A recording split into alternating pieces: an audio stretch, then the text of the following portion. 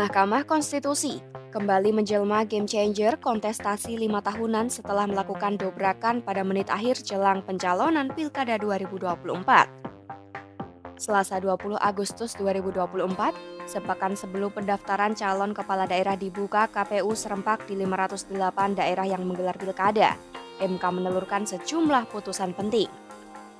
Satu yang paling krusial yakni perubahan ambang batas atau threshold pencalonan kepala daerah. Threshold calon kepala daerah kini disamakan dengan jalur independen.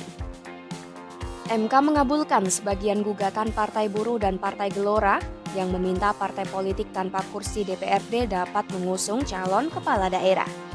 Kedua partai sebelumnya menggugat pasal 40 UU Pilkada yang mengatur ambang batas pencalonan kepala daerah sebesar 20% kursi DPRD atau 25% perolehan suara sah pileg sebelumnya. Dalam perkembangannya, MK menegaskan ketentuan itu tidak relevan dipertahankan sehingga harus dinyatakan inkonstitusional. Sementara Hakim Konstitusi Daniel Yusmik menyatakan alasan berbeda dan Guntur Hamzah menyatakan pendapat berbeda. MK juga sepakat dengan argumentasi Partai Buruh dan Gelora bahwa dalam penyusunan UU Pilkada ini, pembentuk undang-undang abai dengan putusan MK terdahulu nomor 005-PUU-3-2005. Dalam putusan 19 tahun lalu itu, MK menegaskan parpol di luar DPRD juga bisa mengusung calon kepala daerah sepanjang memenuhi akumulasi suara sah di pileg sebelumnya. Namun, substansi putusan itu justru diabaikan dalam revisi UU Pilkada yang terbit pada 2016.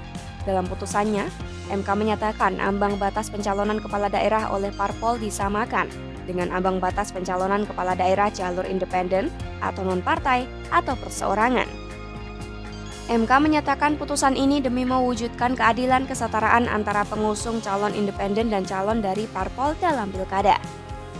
Di samping itu, pemberlakuan threshold sebesar 20% kursi DPRD atau 25% perolehan suara dinilai membuang aspirasi warga yang dititipkan pada parpol yang jumlahnya di bawah threshold.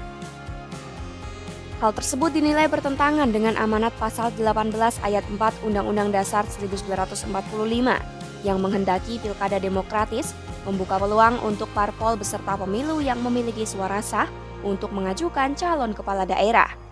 Sebelum putusan MK ini, pakar memprediksi strategi borong tiket pada Pilkada 2024 akan meningkat tajam.